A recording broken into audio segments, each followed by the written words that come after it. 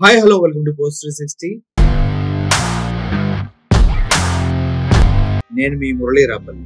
నిజంగా చెప్పాలంటే గతంలో అంటే 2015 వరకు సినిమాల్ని ప్రజలు ఎంజాయ్ చేసినంతగా 2015 తర్వాత సినిమాల్ని ఎంజాయ్ చేయలేకపోతున్నారు ప్రజలు. ఎందుకంటే అంతకుముందు ఆన్లైన్ టికెటింగ్ లేదు, అంతకుముందు ఈ రివ్యూస్ లేవు, అంతకుముందు ప్రజలు స్వచ్ఛమైన మనసుతోటి ఆ హీరో మీద అభిమానంతోనో, ఆ ప్రొడక్షన్ మీద అభిమానంతోనో, సినిమా మీద అభిమానంతోనో వెళ్ళి సినిమాలు చూసేవారు. కానీ ఇప్పుడంతా క్యాలిక్యులేటివ్ అయిపోయింది. బుక్ మై షోలో టికెట్లు బుక్ చేసుకుంటారు, అక్కడ రేటింగ్లు చూస్తారు. ఉదయాన్నే సినిమా రిలీజ్ కాగానే ఆ సినిమా రేటింగ్లు చూస్తారు. ఆ రేటింగ్లు బాగుంటే దాన్ని బట్టి సినిమాకి వెళ్తూ ఉంటారు.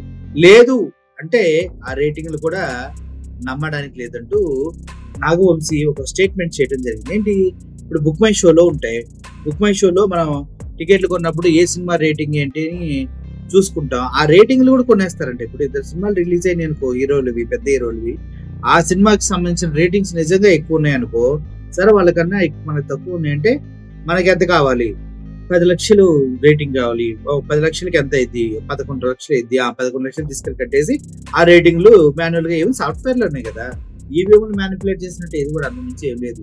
ఆ సాఫ్ట్వేర్ లోనే అప్డేట్ చేసి వాళ్ళకన్నా వీళ్ళు ఎక్కువ ఉన్నట్టు, వీళ్ళకన్నా వాళ్ళు ఎక్కువ ఉన్నట్టు రేటింగ్లు మేనేజ్ చేస్తారంట.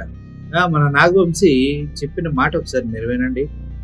ఎగ్జాంపుల్ చెప్తున్నా, బుక్ మై షోలో నేను జనానికి కూడా చెప్తున్నా, రేటింగ్స్ చూస్తున్నా, బుక్ మై షో రేటింగ్స్ కానీ లైక్స్ కానీ ఇవన్నీ అవి కూడా మేము డబ్బు చేయించుకున్నాం సార్. మీరు నమ్మండి నా మాట, ఆ లైక్స్ మేము డబ్బు చేయించుకున్నాం. మాకు వచ్చి ఒక పిఆర్ వస్తుంది, నాకు డైరెక్టర్ గారిని చెప్పలేమని ప్రొడ్యూసర్ గారిని చెప్పడం, ఒక పిఆర్ వచ్చి సార్ మన సినిమా ఒకటే రిలీజ్ అవుతుంది కానీ ఆ సినిమాకి ఎక్కువ లైక్స్ ఉన్నాయి, బుక్ మై షోలో మనకి తప్పు మీద మనం చేయించాలి. ఓ అవునా, చేయించాలి, ఎంత చేయించాలి, తగలబెట్టండి అని వాటిని కూడా చేయిస్తారంట.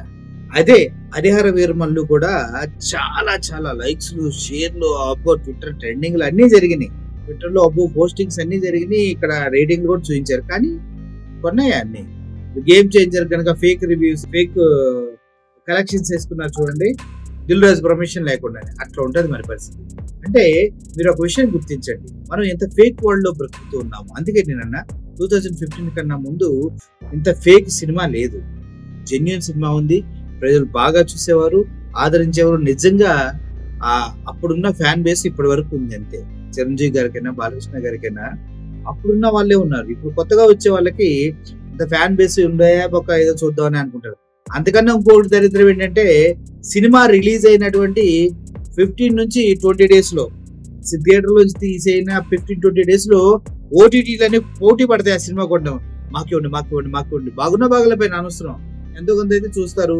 చాలా మంది ఒక జోనర్ ఆఫ్ ఆడియన్స్ ఏమైపోయారంటే, థియేటర్కి వెళ్ళి ఏం చూస్తాంలే, అక్కడ టికెట్ 700-800 పెడుతున్నారు, లేదంటే 200-300 ఉంటది, ఫ్యామిలీ వెళ్తే 1000 రూపాయలు, అంతకన్నా పాప్కార్న్ అందరూ తింటే 2000 అయింది. సో 3000 బొక్కెందుకు, హ్యాపీగా ఓటీటీ సబ్స్క్రిప్షన్ ఉంటది. అది 2 నెలలకు రాని 3 నెలలకు రాని, ఆ సినిమా స్టార్ట్ అయిన దగ్గర నుంచి సంవత్సరం రోజులు మనం వెయిట్ చేసాం కదా, ఇంకో 3 నెలలు ఆగేవనుకో ఓటీటీలోకి వచ్చేస్తుంది. ఓటీటీ దాకా ఎందుకు సబ్స్క్రిప్షన్, ఐబొమ్మలో వచ్చేస్తుంది. ఐబొమ్మ దాకా ఎందుకు మూవీ రూల్స్ లో వచ్చేస్తుంది. ఆ మూవీ రూల్స్ కూడా ఎందుకు, ఈ మధ్య చాలా వెబ్సైట్స్ వచ్చింది, దాంట్లో దొరికేస్తుంది సినిమా. ఎందుకు ఇంత కష్టపడేది, కొద్ది ప్రింట్ అటు ఇటు ఉన్నాడు, అడ్జస్ట్ అవుదాం, మన ఇంట్లో ఫ్రీగా వచ్చిందే కదా అన్న ధోరణికి మనుషులు వెళ్ళిపోయారు. దట్టు సినిమా హీరోలు కూడా విచ్చలవిడిగా రెమ్యునేషన్స్ తీసుకుని సినిమా కాస్ట్ ని భయంకరంగా పెంచేశారు. తద్వారా ఫస్ట్ రోజు 2 రోజులు టికెట్లు 700, 300, 500, 1000 రూపాయలు కూడా పెడుతూ ఉన్నారు. ప్రజలకి సినిమాని దూరం చేశారు పాప్కార్న్ తోటి, హై రేట్లతోటి.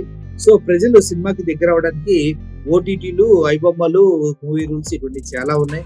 కాబట్టి ఈ ఫేక్ న్యూస్ మీరు ఎన్ని చేసుకున్నా, చివరికి మీరు ఎంత తొక్కడం పబ్లిసిటీ చేసుకున్నా, ఎండ్ ఆఫ్ ద డే వాడికి నచ్చితే థియేటర్కి వస్తాడు అభిమాని అయితే, లేదంటే ఓటీటీలో కూర్చొని చూస్తాడు.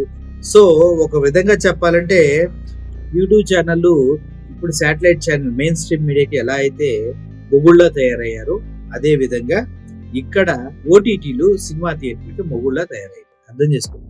సో మన నాగవంశీ గారు చెప్పినట్టుగా, నిర్మాత గారు ఆయన అన్ని మేనేజ్ చేస్తున్నాం సార్, మేము అన్ని దగ్గర రేటింగ్లు మేనేజ్ చేయగలుగుతాం మేము అని చెప్తూ ఉన్నారు. అంటే ఎంత ఫేక్ ప్రోపగాండాలో మనం బ్రతుకుతున్నామో అర్థం చేసుకోండి. అర్థమైంది కదా. Thank you for watching this video. సినిమాని సినిమాలా ప్రేమించండి, సినిమా నచ్చితే ప్రమోట్ చేయండి, నచ్చకపోతే తొక్కి నారదీయండి. ఎవడన్నా మధ్యలో వచ్చి నేను 10 కోట్లు 100 కోట్లు ఎక్కువ పెట్టాను, నా టికెట్ రేట్ పెట్టండి నా అంటే ఎగిరి తన్నండి, సినిమాని అటర్ ఫ్లాప్ చేయండి. Thank you for watching this video. Murali signing off. Thank you so much.